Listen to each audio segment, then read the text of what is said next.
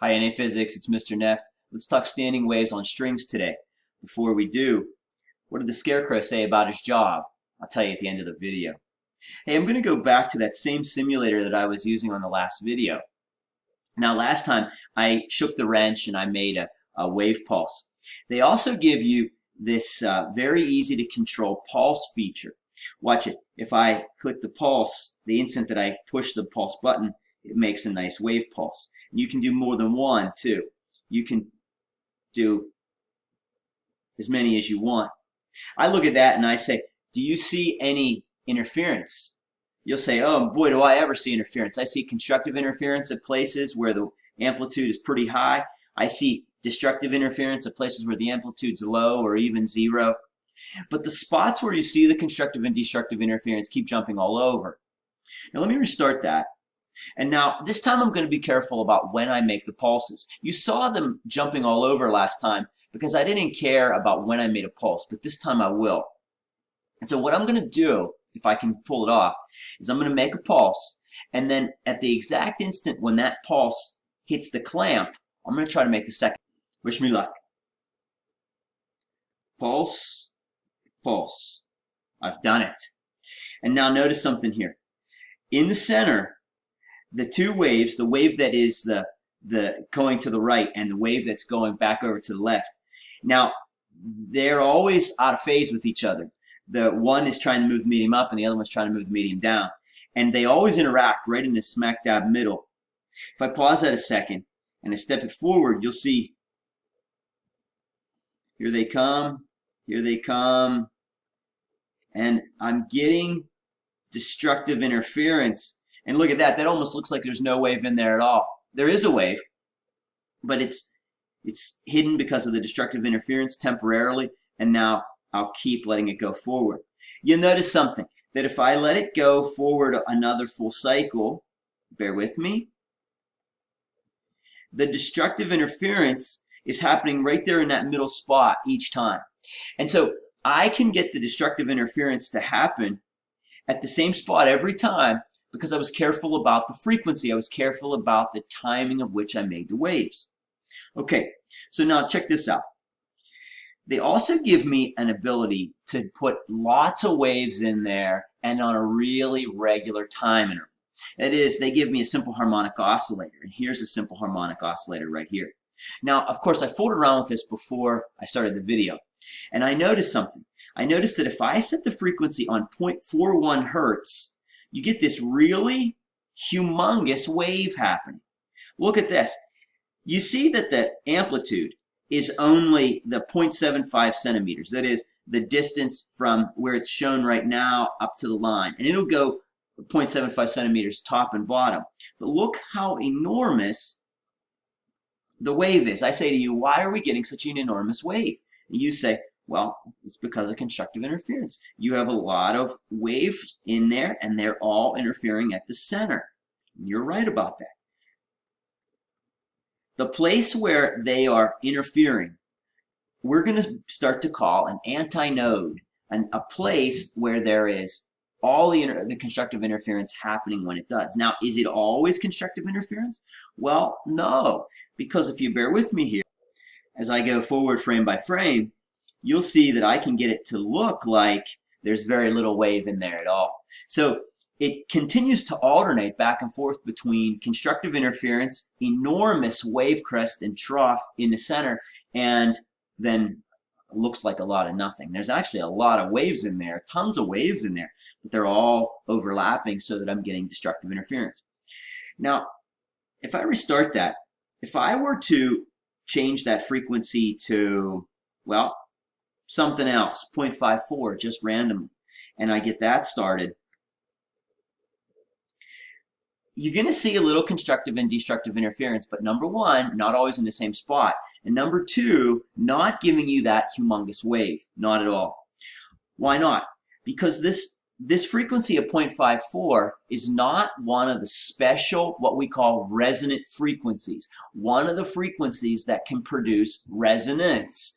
Huge increases in amplitude because you're forcing something to vibrate at one of its natural frequencies. 0.41 is the lowest frequency that I could find for this string that would cause those huge amplitude increases. We say that it's the fundamental frequency. I'll cover all of those vocabulary words in a second. Now, here's a neat thing. Remember, 0.41 was the fundamental frequency that I could find. And now, if I make this twice 0.41, or 0.82, and I let this alternate, now you're going to see resonance again. This time, you're going to see not one antinode, not one place where there's huge constructive interference. You're going to see two places. 2 times the fundamental frequency will give you 2 of those antinodes. This wave almost looks like it's just standing still, like the crests are always happening here and here, and the troughs are happening in those same spots too. There's vibration up and down, but it almost looks like the wave's not making any progress. It's only an illusion because the waves are actually traveling back and forth along here just as well as they ever did. But it looks like they're standing still, and consequently we call this a standing wave. You'll see that if I would make 3 times that fundamental frequency, 3 times 0.41 would be 1.23.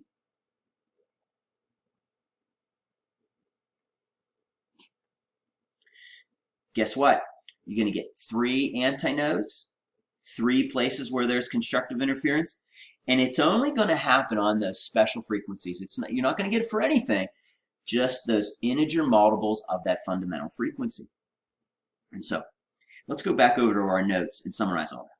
So before the video, I took some screenshots of what I just showed you. So we have our fundamental frequency, our frequency 1, and you can see, as I said earlier, frequency 1 is 0.41 hertz, and you get this antinode happening right in the middle of the pattern. So I have right at that spot, we get huge amplitude up, we get huge amplitude down, and we say that this is our fundamental frequency is producing this F1. Now, if I double 0.41, I get something that goes 0.82, and so I'll get an antinode happening here and an antinode happening right there. Double the fundamental frequency, or 0.82. Triple the fundamental frequency, you can see what's going to happen here.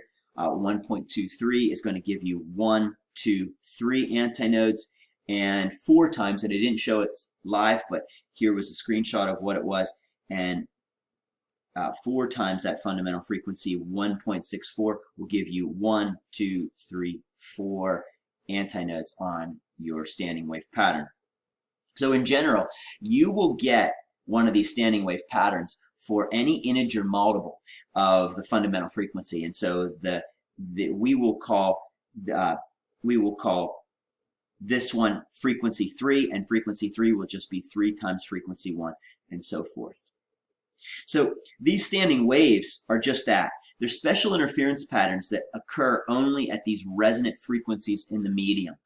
When a standing wave does occur, the constructive interference happens only at particular places, and it doesn't just jump around like I first started with.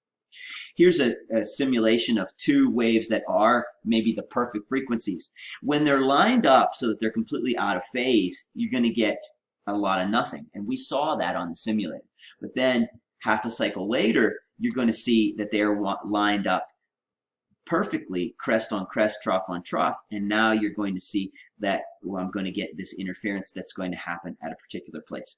This would be a lot of multiples of the fundamental frequency. I guess it would be 1, 2, 3, 4, 5, 6, 7, 8, 9, 10, 11, 12, 13, 14, 15, 16, 17th harmonic, but you could keep going like that. We call the places where the constructive interference happens, when it does happen, antinodes, and we call the places where it's always destructive interference at all times, we call those nodes. It's not really named this way, but I think a nice way to remember that a node is a place of destructive interference is, we could think of it as no displacement. Now, that's not spelling displacement the right way. No displacement, though, says that we're always going to get destructive interference. You'll see that there's going to be a node between each antinodes and then also at the end. So there'll always be one more node than there were antinodes. The lowest frequency that will give you this resonance is the fundamental frequency. And on a string, it's always going to look like this. For you music types, the fundamental frequency is the name that the string is named after. C string, G string, F string, what have you. It's good. The string has a note name, and it's named for the fundamental frequency that it produces. If you take that fundamental frequency and multiply it by an integer, you'll get harmonic frequencies. That is, frequencies that are higher than the fundamental that will also give you resonance. You music types would call this harmonic content of that string, and it would let you tell one stringed instrument from another.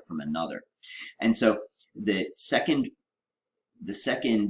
harmonic, or the first overtone, higher frequencies that give resonance, this is going to look like so, and we saw that on the simulator. Third harmonic, you'll see third harmonic, 1, 2, 3 antinodes, and fourth harmonic, and so forth. Here's an example problem for us. It says a fundamental frequency of a string fixed at both ends is 256 hertz. How long does it take for a wave to travel the length of this string? So now, if I were to draw for you the string, and I were to draw for you the vibration. Now remember, it's only one string. So I might draw the string vibrated up and making a crest, or I might draw the string vibrated down and making a trough. But I hesitate to draw it in both directions like this picture was, just because there's only one string. And I want to emphasize that how much of a standing wave do I see here? Some people get fooled and they say, well, you see a whole wave, a crest and a trough. But it's a crest or a trough. And so if I wanted to show you the rest of the wave, I'd have to use some imagination, and I'd have to put the other part in like this after it, right? That's what a wave looks like right there. And so I'm going to say that the length of the string, L, well, that's equal to half of the fundamental wavelength. I'm going to call that wavelength 1. Now, we know that wave speed is wavelength times frequency. And so it turns out that the wave speed is dependent only on the tension of the string and the thickness of the string. And so for all of those different frequencies, the wave speed will stay the same, but the wavelength will change. And you could see the wavelength changing. If there's anything you can see very well from the pictures, it's the wavelength changing. And so I might say that the wave speed is the wavelength 1 times the frequency 1. In another problem, I might say that wavelength 2 times frequency 2 is equal to the wave speed. But the wave speed will always be a constant as long as you don't change the tension in the string or the string itself.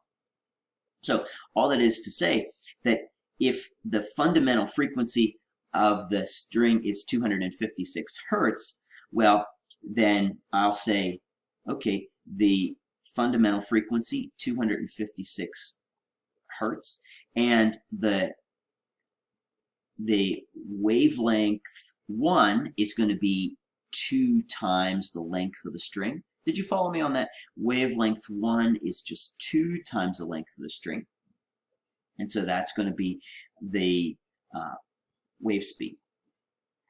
Now, knowing that any constant speed is distance divided by time, I'll say distance divided by time.